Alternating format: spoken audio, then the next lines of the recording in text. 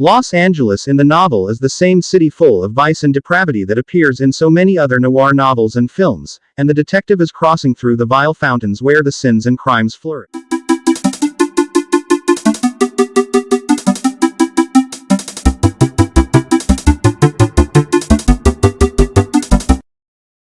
The Long Goodbye. Don Quixote in the 20th century is a private detective. Hi everybody. Hope everything's okay. Let's talk about detectives and literature.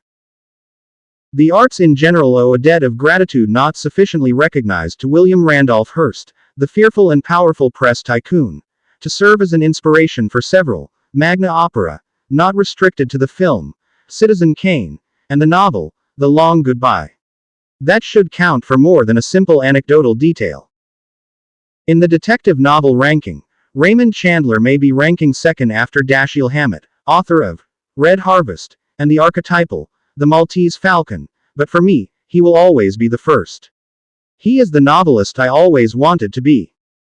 Chandler completed just 7 novels, all about the same character, the private detective Philip Marlowe, living and surviving in the always vital and ruthless yet stupefyingly shallow Los Angeles. Unlike the blonde Satan, known as Sam Spade, Hammett's relentless detective, Marlowe's constant inner monologue, which serves as the basis for the novelist Chandler's narration, makes him much closer and more pleasing to the reader. Obviating this, the difference between Marlowe's and Spade's working methods is virtually non-existent. Critics place The Long Goodbye under Farewell, My Lovely, and The Big Sleep, but I resent this having read the latter, because The Long Goodbye surpasses it by far. Chandler ages and matures, and this is reflected in Detective Marlowe, who ages and matures accordingly. His natural and obvious distrust of not only mobsters but also the legendarily corrupt Los Angeles Sheriff's Office, Lasso, finally becomes plain full-blown misanthropy. Marlowe is more faithful to principles such as friendship, love, and especially truth, than to people, even if they don't deserve them. Philip Marlowe enters into a complicated friendship with a World War II alcoholic veteran named Terry Lennox, with scars both on his face and in his spirit, who has no problem in becoming, for the second time, the paid cuckold of a millionaire heiress, an even bigger dissipated drunkard than he is. After a while, the moocher appears at Marlowe's house, asking him to be taken to Tijuana. The detective agrees under the sole condition of not telling him anything at all. Returning alone to Los Angeles, Marlowe is arrested and beaten up by the police after he refuses to answer questions. When he's finally let go, he discovers that Lennox is blamed for the brutal murder of his wife, who happens to be the daughter of a ruthless media empire owner, and who by all means appears to have brutally forced the official investigation to an end. Marlowe, who has posthumously received from Lennox a portrait of Madison, that is, a $5,000 bill, feels that it is his duty to investigate non-stop, without granting a single concession, until he proves the veteran's innocence, who's the real culprit, and finally finds out how sordid the sordid real truth is.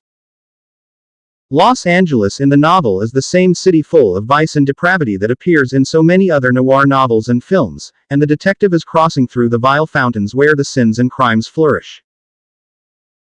In one novel, the fountain can be the anachronistic world of pornographic libraries, and the everlasting illegal gambling dens are, like in this one, colonies of artists, where alcohol and drugs are the muses available to them, not to mention the golden cages for wealthy elderlies, better known as geriatric nursing homes, and many doctor offices where a physician with loose credentials and even more loose morals is more than willing to relieve you from your quote-unquote pain with that sweet, addictive morphine, that is, if the price is right. It is disheartening that many of the vices that Marlowe's world fights seem to be perfectly legal by now. And the world seems at peace with that. But Marlowe would not mind that. He would just go on fighting for the truth and serving justice.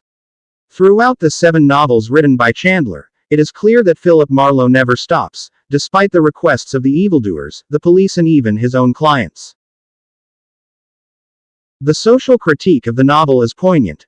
A mocking radiography of the publishing industry, Hollywood scriptwriters, the Lasso whose head is focused only on doing well in newspaper photos and riding his beloved horse, the millionaire elite of the metropolis, the wrong way in which it is getting bigger and bigger, already on its way to become one of the largest in the world in terms of occupied territory, the press and the pettiness of the petty bourgeois mobsters.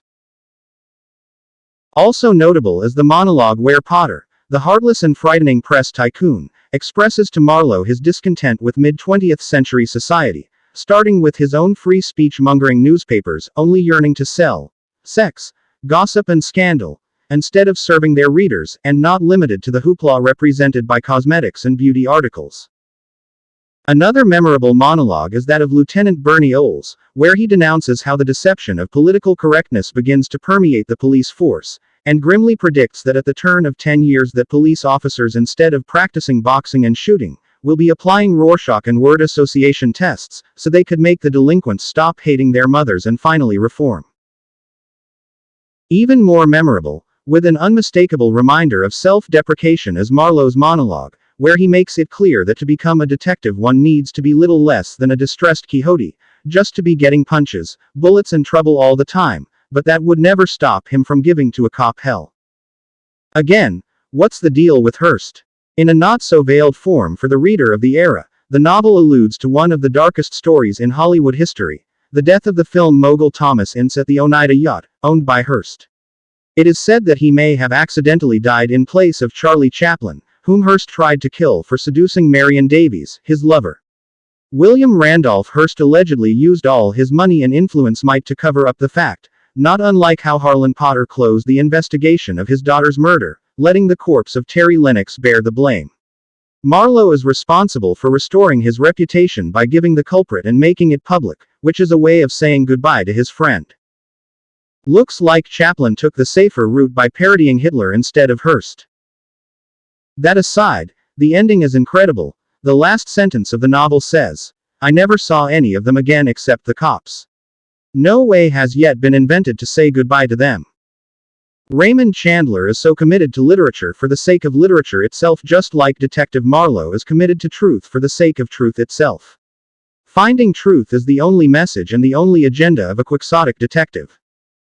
If you made it with me up to this point, thank you very much. Hope you liked my video. Please don't forget to comment, give a like, subscribe, check YouTube notifications and share, which helps me connect with the algorithm. May God bless you and bye.